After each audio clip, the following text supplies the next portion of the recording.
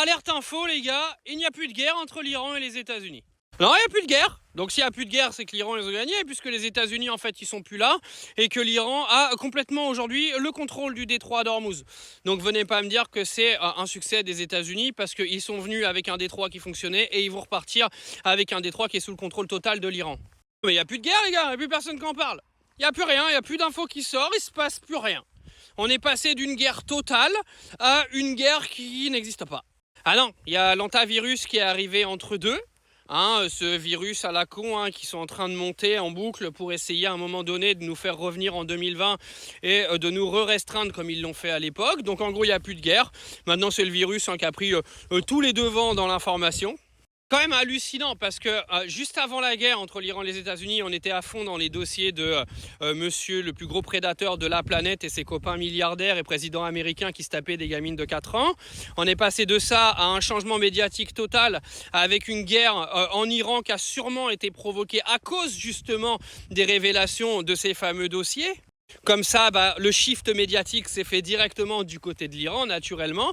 Et là, vous avez Donald Trump qui se barre en Chine parce que le rendez-vous avec la Chine était prévu depuis longtemps. Le mec, il ressort en fait de la Chine en disant « On s'est mis d'accord avec la Chine et on est d'accord pour que l'Iran n'ait pas le nucléaire. » Oui, bien sûr, la Chine s'est mise du côté des États-Unis. On y croit tous. Et là, moi, je cherchais des petites informations à droite à gauche ce matin sur la guerre. Il n'y a plus rien. Il n'y a plus rien, plus de guerre. Ah, plus de guerre. Est-ce que ça s'appelle ça ? Un passe-passe médiatique pour essayer de sortir par la porte incognito. Trump sait de toute façon qu'il s'est écroulé pendant cette guerre et que les États-Unis se sont fait humilier par l'Iran. Et l'oubli médiatique est une porte de sortie plutôt intéressante pour le président américain. Parce qu'il sait très bien qu'il ne pouvait pas ressortir avec quoi que ce soit des négociations. Bon, il s'est dit, tiens, on va peut-être faire oublier un petit peu la guerre. Comme ça, les gens, ils oublieront qu'on s'est pris une branlée.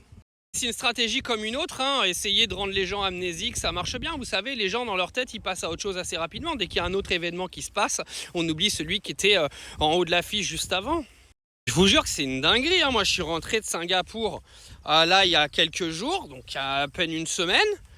Quand j'étais à Singapour, on était en train de me dire que l'avion il va décoller pour aller à Dubaï, qu'il y a des attaques sur l'aéroport de Dubaï, machin. Ah, j'arrive à Dubaï, les gars, il n'y avait absolument rien. Et là, il n'y a plus de guerre. Il n'y a plus de guerre, on est passé d'une guerre totale à une guerre qui n'existe pas. Trouvez pas ça un peu ouf ? Alors après, il y en a plein, ils vont me dire « Ouais, mais il avait ce rendez-vous avec la Chine, il va reprendre la guerre la semaine prochaine. » Ah bon ?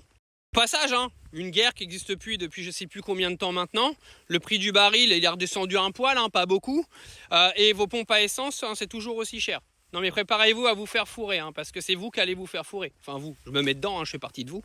En tout cas, la stratégie médiatique de l'oubli, les gars, moi j'y crois. Surtout quand Donald Trump n'avait absolument plus aucune échappatoire pour faire croire au monde entier qu'il avait gagné la guerre.